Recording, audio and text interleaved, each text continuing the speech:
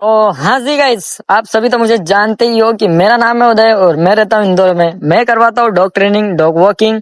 तो आज मैं आया हूँ अप्रैल दीदी को वॉक करवाने के लिए। अप्रैल दीदी को आप तो सब जानते ही होंगे। तो हम आ जाते हैं लिफ्ट में, लिफ्ट बुलाने के बाद लिफ्ट भी आ जाती है। लिफ्ट में हमारी मनुष्य शक्ल देखते हैं और उसके बाद आ जाते हैं अप्रैल दीदी के घर। बजा देते हैं बेल और उठा लेते हैं अप्रैल दीदी का बेल्ट। जितना टाइम हम बेल्ट उठाने में लगाते हैं उतनी देर में तो अप्रैल दीदी भी आ जाती है। फिर अप्रैल दीदी को बेल्ट लगा के आ जाते हैं। फिर से हम लिफ्ट के पास और फिर से दबा देते हैं ग्रीन बटन। ग्रीन बटन दबाने के बाद लिफ्ट आ जाती है और हम आ जाते हैं सीधे नीचे। नीचे आने के बाद अप्रैल दीदी कुछ ज्यादा ही खुश हो जाती है क्योंकि आज मौसम बड़ा ही अच्छा था। अप्रैल दीदी को आज बारिश से उलझना नहीं पड़ेगा, वरना अप्रैल दीदी बरसात में तो बिल्कुल नहीं वॉक करती है। अप्रैल दीदी के बस यही नखरे और यही लड़कियों की तरह अप्रैल दीदी भी नखरे दिखाती है। और इनकी पूंछ देख रहे हो कैसे ठुमुक ठुमुक कर रही है इधर से उधर। मतलब ये वॉक करती है तो अपनी पूंछ को भी लाती है इधर से उधर, इधर से उधर। देख रहे हो कितनी प्यारी लग रही है अप्रैल दीदी, पीछे से वॉक करते टाइम दिख रही है एकदम। और लाल परी अप्रैल दीदी एक फीमेल डॉग है, मेल नहीं है। तो आप यही सोच रहे होंगे कि मैं अप्रैल दीदी क्यों बोल रहा हूँ। मैं इसलिए अप्रैल दीदी बोल रहा हूँ क्योंकि मैं इनको भी उतनी रिस्पेक्ट देता हूँ जितने इंसानों को, क्योंकि मेरे लिए ये इंसानी है और बहुत प्यारे डॉग है। मतलब कि इन्हें इंसान की तरह रहना और इंसान की तरह ही खाना पीना सब कुछ आता है। और अप्रैल दीदी फिर से आ जाती है कीचड़ में क्योंकि इन्हें यहीं पे करना रहता है सुसु। इन्होंने एक अपने एक परमानेंट पॉइंट बना के रखा है कि यहीं करना है सुसु। और यहाँ पे देख रहे हो ऊपर हमारी कंपनी का टेम्पलेट लगा हुआ था, द गोल्डन डॉग वॉकर। और उसके नीचे ही अप्रैल दीदी सुसु कर रही थी। और अप्रैल दीदी सुसु करने के बाद इतना बेटर फील कर रही थी कि पूछो ही मत। उनकी खुशी तो उन्हें ही पता। और जस्ट सामने भरा हुआ था पानी का बड़ा सा कुंड। इसमें अप्रैल दीदी को मैं बोलता हूँ नहा लो, तो अप्रैल दीदी बोलती है नहीं, मैं नहीं नहाऊंगी। फिर मैं अप्रैल दीदी को जबरदस्ती नए रूट पे वॉक करवाने की कोशिश करता हूँ क्योंकि एक ही रूट पे डेली वॉक कर करके अप्रैल दीदी भी बोर हो चुकी थी और मैं भी बोर हो चुका था। तो कुछ नया करते हैं और कुछ नई जगह हम विजिट करते हैं, क्योंकि हम वॉक करवाने के लिए अप्रैल दीदी को लेके आए, ना कि टहलाने के लिए एक ही जगह डेली डेली। अगर हम अप्रैल दीदी को वॉक करवाएंगे तो अप्रैल दीदी भी बोर हो जाएगी। और आज का व्यू देखो भाई कितना तगड़ा है, देख रहे हो क्या मौसम होके रखा है भाई। अप्रैल दीदी आपके टाइम पे तो बड़ा ही मतलब कि हल्की हल्की धूप भी निकल गई है और पानी भी पूरी तरीके से बंद हो गया है। और अप्रैल दीदी और मैं निकल जाते हैं थोड़ा लंबी वॉक पर, क्योंकि बहुत दिनों से हम दोनों ने लंबी वॉक नहीं की थी। और हमें दिख जाती है गाय माता और गाय माता के बछड़े और भी दो तीन मेंबर थे। अब इसके बारे में हमें पता नहीं, मगर अप्रैल दीदी इन्हें देखकर बहुत डर रही थी कि ओ माय गॉड, मेरे से भी बड़े बड़े जानवर है यहाँ पे। मैंने कहा हाँ, यहाँ पे बहुत बड़े बड़े जानवर है। फिर अप्रैल दीदी अपना सर्च ऑपरेशन चालू कर देती हैं। और यहाँ पर भी देख रहे हो पानी रोड पे बह रहा है। और इधर ये मल्टी में ऐसे गर्दन ऊपर करके देखना पड़ता है कि साला कोई देख तो नहीं रहा है हम लोगों को। हालांकि देख भी लेगा तो क्या ही बोलेगा, क्यों? क्योंकि हम सरकारी जमीन पे वॉक कर रहे हैं, ना कि किसी प्राइवेट प्रॉपर्टी पर।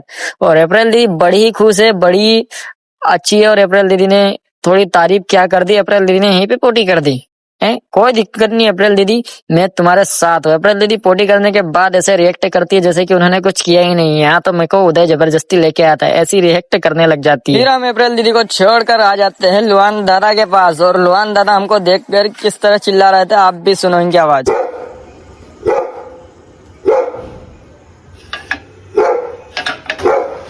ये भाई साहब इतने आलसी गोर है कि अभी तक इनकी नींद ही नहीं गई है। और देख रहे हो लुआन दादा को कैसे कर रहा है। फिर हम ले लेते हैं लुआन दादा को और आ जाते हैं हम बाहर वॉक करने के लिए। और ये भाई साहब ये घर वालों के जस्ट सामने ही कर देता है सुसु। हो तो अच्छा हुआ कि वो लोग देखते नहीं और कुछ बोलते नहीं, वरना लुआन दादा के साथ साथ मेरा भी कचुम्बर बन जाता। और फिर लुआन दादा अपनी कमर मटकाते मटकाते चल देते वॉक के लिए और बोलते आज तो बारिश नहीं हो रही है तो बड़ा ही मजा आएगा। मैंने कहा हाँ बारिश तो नहीं हो रही है तो चलो थोड़ा लंबी वॉक पे चलते हैं अपन। तो लुआन दादा बोलते अरे यार फिर से वही वाली बात कर दी, लंबी वॉक वाली, आराम से चलते थोड़ा बातचीत करते। मैंने हाँ चलो चलो। और जस्ट सामने आप देख रहे हो मल्टी में भी हमारे पास एक डॉग के लिए कॉल आया था, बट अब ये टाइम नहीं है हमारे पास। टाइम तो है हमारे पास बट उनको जो टाइम चाहिए वो टाइम नहीं है हमारे पास। मेरा कहने का मतलब ये था, वरना हमारे पास कोई वॉकिंग आया और हम उसे छोड़ दे ऐसा तो कभी हो ही नहीं सकता। और इधर लुआन भाई साहब अपना सर्चिंग ऑपरेशन चालू कर रहे थे और उतने में ही आ जाती इनको पोटी। तो भाई साहब पोटी भी वहीं कर देते हैं जहाँ पर इनका सर्चिंग ऑपरेशन चल रहा था। और व्यू देखो भाई साहब, इधर भी बड़ा तगड़ा व्यू दिख रहा है। और लुआन भाई साहब बड़े ही आराम से पोटी कर रहे थे, एकदम बोल रहे थे कि बड़ा ही अच्छा लग रहा है पोटी करने के बाद। फिर हम चल देते आगे वॉक के लिए। और लुआन भाई साहब बोलते हैं अरे एक सेकंड यार, यहाँ पे भी मेरे को कुछ लग रहा है, यहाँ पे कोई कुछ ना कुछ है। मैं ठीक है भाई, स्मेल कर लो, सर्च कर लो क्या है क्या नहीं है। अब वो सब कुछ तुमको ही पता है, क्योंकि तुम्हें जगह जगह सूंघने की आदत है। और जस्ट सामने हम देखते हैं एक आंटी जी लकड़ी लेकर फटाफट दौड़ रही थी और भी चिल्लाते हो जा रही थी। फिर क्या, हम भी इनके पीछे पीछे चल देते हैं, क्योंकि हमें तो ऐसी चीजें देखने में बड़ा ही मजा आता है।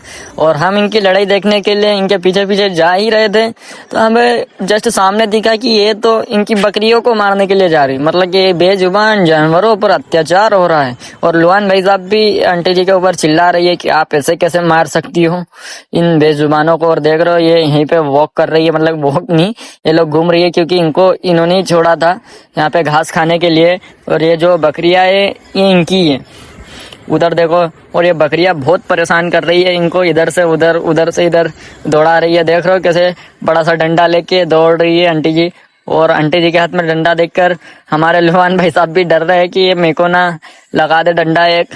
और यहाँ पर अभी कुछ दिनों पहले क्या हाल ही कल इतना पानी भरा हुआ था भाई कि पूछो ही मत। और देख रहे हो जमीन के नीचे से पानी निकल रहा है। ये जमीन के नीचे से पानी नहीं निकल रहा है, वहां पे चेम्बर है और चेम्बर के अंदर से पानी निकल रहा है, ओवरफ्लो हो रहा है चेम्बर। और भाई यहाँ पर पानी इतना गंदा भरा हुआ था कि पूछो ही मत। कल तो मेरे को बड़ी ही दिक्कत आई यहाँ पर आने में। और हम आ जाते फिर आगे की तरफ, तो ये है लुआन भाई साहब और इधर की साइड से हम आए हैं और हमको जाना है स्टेट। और देख रहे हो कितने लोगों ने कितना कूड़ा कचड़ा फेंक के रखा है। और हमें दिख जाती है गाय माता को प्रणाम करके हम चल देते आगे की तरफ। ये गाय माता हमें अप्रैल के टाइम पे भी दिखी थी और अभी तो 2 ही दिख रही है। इनकी माँ भी हमें गायब लग रही है, मतलब कहीं और चले गई है। और लुआन भाई साहब अपने मजे में वॉक कर रहे हैं और गाड़ियां बड़ी फास्ट तरीके से हमारे एकदम नजदीक से गुजर रही है, क्योंकि उस साइड गाय माता चल रही है और इस साइड हम चल रहे हैं। और आज मैंने चप्पल पहन के रखी है, क्योंकि पैरों में फिर से छाले पड़ गए गंदे पानी से। और गाय माता भी हमारे साथ वॉक करने लग जाती है, बोलती है कि चलो आज हम आपके साथ वॉक पे चलते हैं। मैंने कहा ठीक है, आप भी चल दो हमारे साथ वॉक पे। और गाय माता भी वॉकिंग करने लग जाती है हमारे साथ साथ। और लुआन भाई साहब भी वॉक कर रहे थे हमारे साथ साथ। और लुआन भाई साहब डर रहे थे और डर मेरे को भी लग रहा था।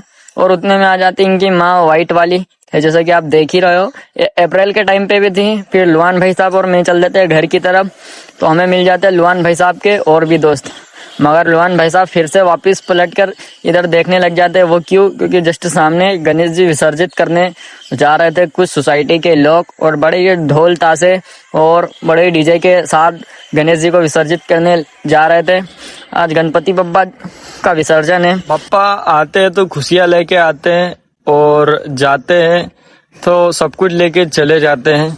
पप्पा को यूँ जाते हुए देखकर बड़ा अटपटा सा लग रहा है। और लुआन भाई साहब भी बड़े अच्छे से देख रहे हैं, बट हमें पप्पा तो नजर नहीं आए, क्योंकि पप्पा को इन्होंने इस बड़े से टेम्पू के अंदर बिठा के रखा था। और फिर हम चल देते आगे, तो हमें दिख जाती है डीजल गैंग।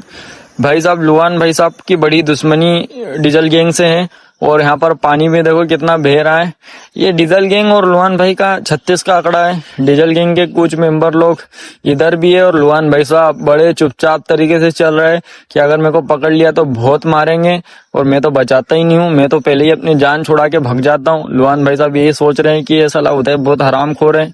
और डीजल गैंग देख रहे हो, मतलब पूरी तरीके से उन्होंने पहरा करके रखा। और एक कालू दादा भाई साहब लुआन भाई साहब के पीछे पीछे भी आ रहे थे कि तू इधर आया तो आया कैसे हमारे इलाके में। लुआन भाई साहब बोलते हैं मेरे मुंह से निकल गई, मेरे से गलती हो गई, आज आ गया, आज के बाद नहीं आऊंगा, मुझे छोड़ दो, मुझे जाने दो। फिर लुआन भाई साहब और हम पतली गली से अपने घर का रास्ता नाप लेते हैं और चुपचाप आ जाते हैं घर पर। अगर आपको हमारा ब्लॉग अच्छा लगा तो ब्लॉग को लाइक करें, चैनल को सब्सक्राइब करें। मिलते हैं नेक्स्ट ब्लॉग में, वो भी ऐसे ही। Bye bye.